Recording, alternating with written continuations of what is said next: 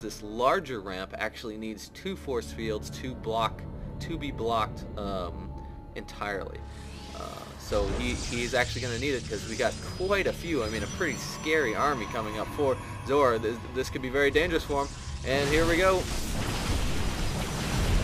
Zoure really needs to get those force fields up, and he does. He does have those warp gates, so he might be able to pull this off. And here comes the Void Rays.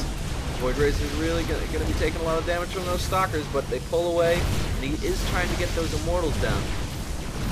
For me, for my money, I'd say focus on those Stalkers first, because then you're going to be pretty much entirely unable to be touched. But he is able to pull it out, and looks like Zoure lives to play another day. He does have an additional. Oh, he does have 2 Void Rays out.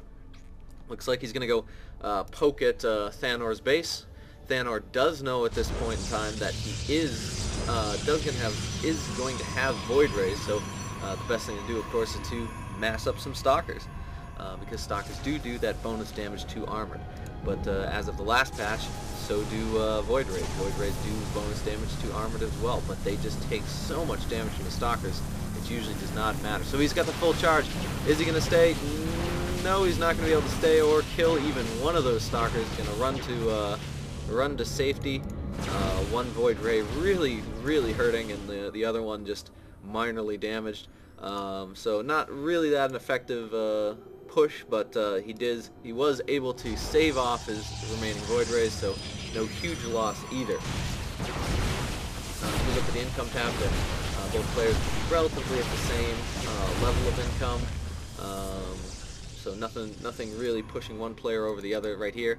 This is an important thing to mention, is that it is actually good when you get air units to tech up your ground units, because those air units hit pretty hard on their own, but if you have your ground units, which you usually have more mass of, have those upgrades, they'll do a phenomenal amount of damage while your air units are getting charged and doing your own damage. So, in my opinion, that's a really good play to go with, is pushing the upgrades for the base units. Simply because you have more of them. So, you have more base units, the more those upgrades go in terms of being effective. So Thanor opting not to push the ramp, retreating back to his base, and this is actually not a bad play. What that'll do for you is it distracts the enemy. It makes them think that, okay, I really am going to need to defend this, and even if you go away for a little while, they're not paying as much attention if you come back. Looks like Zoure's looking to use those Void Rays to scout a bit. And here we go, here comes a big fight to push up the wall, but he does have the sentries there. We do have the force field. So really Zoure's just denying the entrance to this base here, which is another reason why Colossus is a very good unit in the Protoss versus Protoss fight, because you can destroy those force fields with the Colossus walking. So Thanor really kind of build up. Zoure is looking to make a big use out of his Void Ray army, and here we go. We might have another push coming here, but this is really kind of a folly thing, because those sentries are just going to cut you in half if used properly. And it looks like Zoure must have pushed on the expansion, so Thanor is pulling back to try to save his expansion. Now you notice what Zoure's doing there. He's trying to keep that move, but keep that upgraded damage there. Now he's just tearing into those mineral gatherers, and that was a really good play.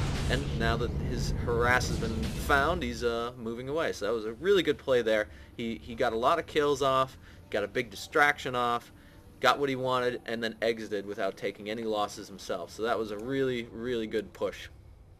Exactly the way you need to do it. Zoure looks like in the meantime he had cut making Void Rays and went for Dark Shrine. So we're going to see some Dark Templars in here pretty soon, which have mixed usage against against someone who went robotics facilities. Sometimes you'll see Protoss players when they get the robotics facility, they just assume that the other player is not going to get Dark Templar because of those observers. But because that's the fact, sometimes those observers, other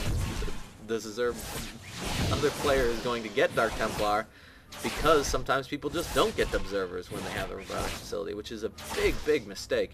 And as you can see, it's really costing me here. He's trying to get that observer out, and he's just not going to be able to do it. Those Dark Templars are too hard. 50 damage with even just one upgrade. And now he has no see invisible ability. He is trying to pop up a forge in the meantime. He's going to push to try to save the day with that push, perhaps. But it's just not, I just do not think he's going to be able to recover from this, because since he doesn't have Colossus, he's not going to be able to push through. He doesn't have an observer, so those Dark Templar are just going to absolutely take him to town. And there you have it. I mean, everybody, there's really not much Thanor can do. He has enough sentries here. He can essentially keep that locked down for the whole time. There, see, once again, there's another stop. Push forward again. And that's it for Thanor's push. And I think we're going to see a good game here relatively soon. He does have the forge out, but at this point it's kind of late. There's a couple Dark Templars in his base just doing what they do best, which is absolutely destroying everyone. And there goes the rest of Thanor's army. We're going to move to game number 2 with Zoure with the win. Great game, guys. I'm looking forward to game number 2. As always, if you like these videos, please subscribe and rate.